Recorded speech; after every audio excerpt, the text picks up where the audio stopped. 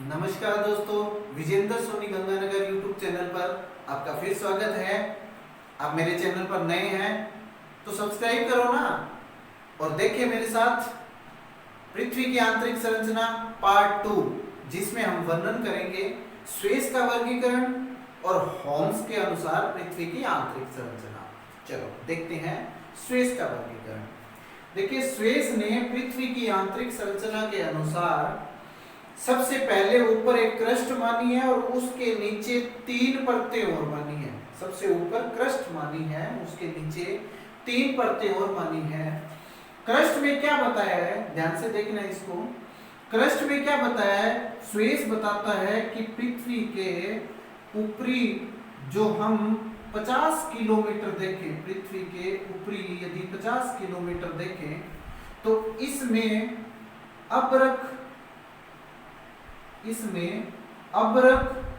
और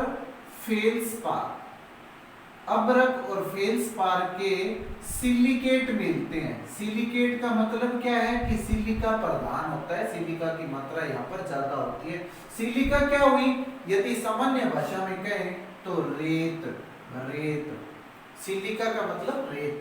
तो अब्रक और फेल्सपार के साथ रेत मिलती है, सिलिका मिलती है। अब्रक और सिलिका ये इसमें मिलते हैं फेल्सपार सहित। इसको भी इसने 2 भागों में बांटा है, ऊपरी परत और निचली परत। ऊपरी परत को मैं ये केवल 50 किलोमीटर की गहराई तक की बता रहा हूं, पहले 50 किलोमीटर की गहराई तक। ऊपरी जो इसकी ये क्रस्ट परत है, ये क्रस्ट का वर्णन चल रहा है, क्रस्ट का ऊपरी जो क्रस्ट है इसमें हल्की सिलिका होती है, हल्की सिलिका होती है। और जो निचली परत है इसमें हल्की की बजाय सिलिका क्या होती है, भारी सिलिका होती है। और कौन कौन से इसमें तत्व पाए जाते हैं, तो अब्रक पाया जाएगा, एक फेल्सपार पाया जाएगा और एक सिलिकेट के साथ पाया जाएगा। ये परतदार होते हैं,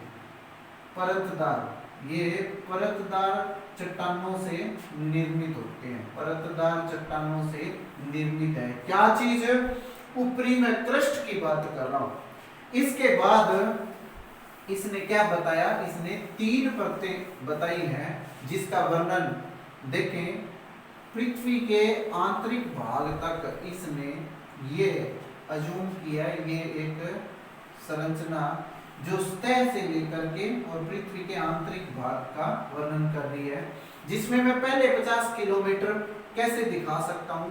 ये मैंने पहले 50 किलोमीटर इस तरह बता दिए, जिसकी मैं अभी विशेषता बता करके गया हूं कि पहले 50 किलोमीटर कौन सा भाग हो गया, क्रस्ट हो गया।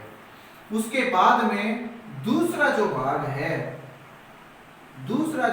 है उसकी गहराई 50 से 300 किलोमीटर तक है।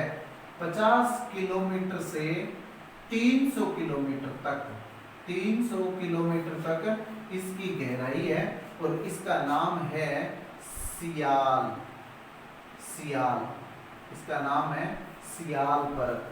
सियाल परत की विशेषता क्या है, देखिए नाम से ही पता चल जाता है। सियाल मतलब सिलिका और एल्यूमिनियम के इसमें तत्व पाए जाएंगे।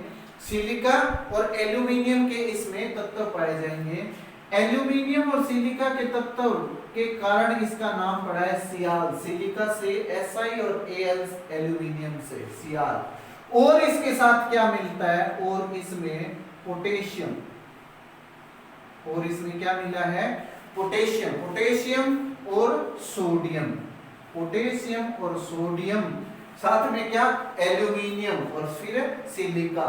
तो इसको हम कैसे एक लाइन में कैसे बता सकते हैं कि एल्यूमिनियम, पोटेशियम और सोडियम के सिलिकेट मिलते हैं। यदि ये पूछ लिया जाए कि वो कौन सी परत है जिसमें एल्यूमिनियम, पोटेशियम और सोडियम के सिलिकेट मिलते हैं, तो आप एक ही परत बताएंगे, कौन सी, सियाल परत है, जिसकी गहराई कितनी है, 50 किलोमीटर से 300 किलोमीटर तक इसकी गहराई है। और इसका घनत्व क्या होता है, इसका घनत्व 2.9 होता है। और 2.9 घनत्व वाली परत कौन सी है, सियाल परत है। ये घनत्व क्या चीज होता है? ग्राम प्रति सेंटीमीटर क्यूब। ग्राम प्रति सेंटीमीटर क्यूब में नापा जाता है किसको? घनत्व को। 2.9 है इसका घनत्व। यदि हम बात करें कि महाद्वीपों की रचना, महाद्वीपों की रचना किस परत से हुई है? महाद्वीपों की रचना किस परत से हुई है? तो आप एक ही परत बताएंगे, कौन सी? सियाल परत है। सियाल परत में किन चट्टानों की प्रधानता रहती है? ग्रेनाइट चट्टानों की, क्योंकि सिलिका ज्यादा होगी तो वो चट्टान कौन सी होगी? ग्रेनाइट चट्टान होगी। और ग्रेनाइट चट्टान हमेशा प्रकृति में, रासायनिक में कैसी होती है? अम्लीय, अम्लीय प्रकृति की होती है। तो सियाल परत की प्रकृति कैसी हो गई? अम्लीय हो गई है। किस परत की, किस चट्टान की प्रधानता है? ग्रेनाइट चट्टान की प्रधानता है। महाद्वीपों की रचना हुई है। घनत्व कितना है? 2.9 ग्राम प्रति सेंटीमीटर क्यूब है। गहराई कितनी है? 50 से 300 किलोमीटर तक है। परत का नाम क्या है? सियाल है। और इसमें कौन कौन से अन्य तत्व पाए जाते हैं? तो एल्यूमिनियम कह दिया, पोटेशियम और सोडियम के सिलिकेट पाए जाते हैं। तो ये थी कौन सी? सियाल परत। दूसरी देखिए, 300 किलोमीटर से लेकर के, ध्यान से सुनना इस बात को, 300 किलोमीटर से लेकर के और 1000 किलोमीटर की गहराई तक स्वेस ने कुछ नहीं बताया। साइलेंट है यहाँ पर साइलेंट है, ये कुछ नहीं बताता इसके बारे में, इस गहराई का जिक्र ही नहीं करता। ये बाद में जिक्र किस गहराई का करता है? 1000 से 2000 किलोमीटर की गहराई। 1000 से 2000 किलोमीटर की गहराई तक बता रहा है। देखिए, पहले तो 50 से 300 किलोमीटर बताया, उसके बाद में 300 से 1000 कुछ ही नहीं बता रहा है। फिर अब क्या बता रहा है? 1000 से 2000 किलोमीटर की गहराई तक बता रहा है। और इस परत का नाम क्या रखा है? सीमा। सीमा, सीमा परत में silica plus magnesium, silica plus magnesium ये तत्व पाए जाते हैं। इसके साथ क्या पाया जाता है? कैल्शियम और फेरस। मतलब मैग्नीशियम, कैल्शियम और फेरस के सिलिकेट की बात आएगी तो वो किस परत में पाए जाएंगे? सीमा परत में पाए जाएंगे। और इनकी गहराई कितनी है? 1000 से 2000 किलोमीटर तक है। इनका घनत्व कितना होता है? 2.9 से 4.7 ग्राम प्रति सेंटीमीटर क्यूब है। कितना? 2.9 से 4.7 ग्राम प्रति सेंटीमीटर क्यूब है। किसका? सीमा परत का। सबसे इंपॉर्टेंट बात क्या है कि यदि पृथ्वी पर ज्वालामुखी उद्गार से जो लावा निकलता है, ज्वालामुखी उद्गार के लावा का स्रोत कौन सा माना जाता है? तो सीमा परत माना जाएगा। ज्वालामुखी उद्गार के लावा का स्रोत कौन सा है? सीमा परत है। ध्यान में रखना। कौन कौन सी परत होगी? अभी तक मैंने क्रस्ट बता दिया है, दूसरी सीमा सियाल, तीसरी सीमा और चौथी परत मैं बता रहा हूं निफे, जो इसके आंतरिक भाग में पाई जाती है, जो इसके आंतरिक भाग में स्थित है। यहाँ पर निफे परत, निफे परत, निफे परत की बात करें तो इसकी गहराई देखिए सामान्यतः किताबों में नहीं दी हुई है, सिर्फ इसका व्यास बताया हुआ है। कितना है? 68-80 किलोमीटर बताया हुआ है। इसका मतलब 3400 किलोमीटर की इसकी क्या है? त्रिज्या है, त्रिज्या है निफे परत की। तो इसकी गहराई लगभग कितनी बनती है? 3000 किलोमीटर के बाद, 3000 किलोमीटर से लेकर के और अंतरतम तक की बात करें, 3000 किलोमीटर से अंतरतम तक की गहराई किस में आएगी? निफे परत में आ जाएगी, क्योंकि इसका व्यास कितना बताया है?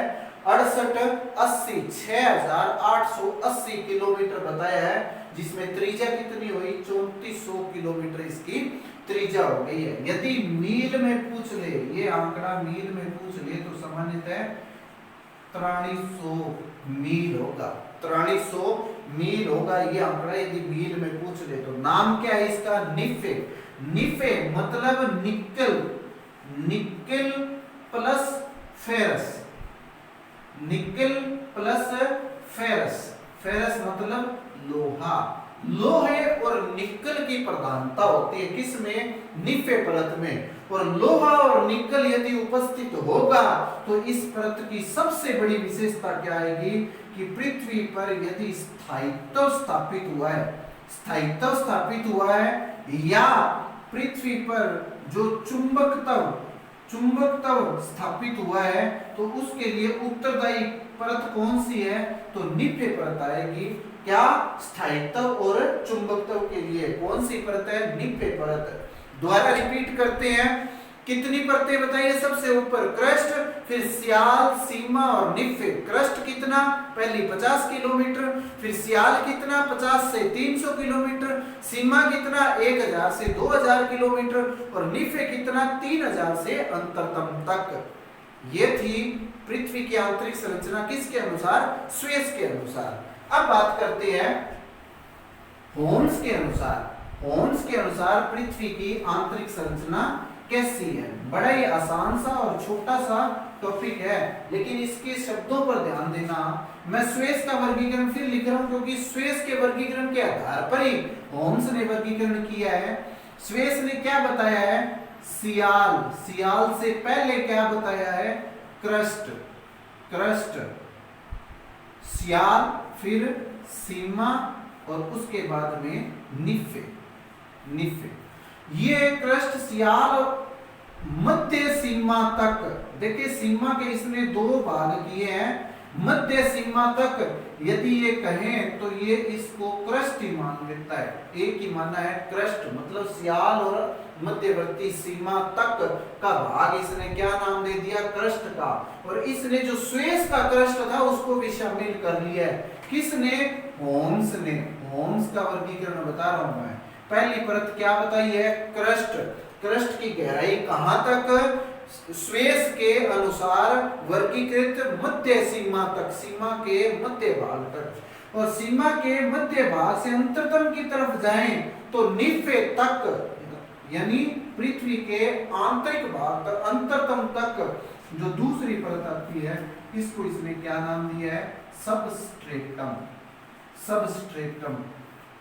तो होम्स ने पृथ्वी की आंतरिक संरचना को कितने भागों में बांटा है? दो ही भागों में बांटा है। कौन सा? क्रस्ट और सबस्ट्रेटम। ये था अपना आज का वर्गीकरण पृथ्वी की आंतरिक संरचना पार्ट 2। उम्मीद है आपको वीडियो पसंद आया होगा। यदि पसंद आया है तो लाइक करना ना भूलें और शेयर कर लें। धन्यवाद।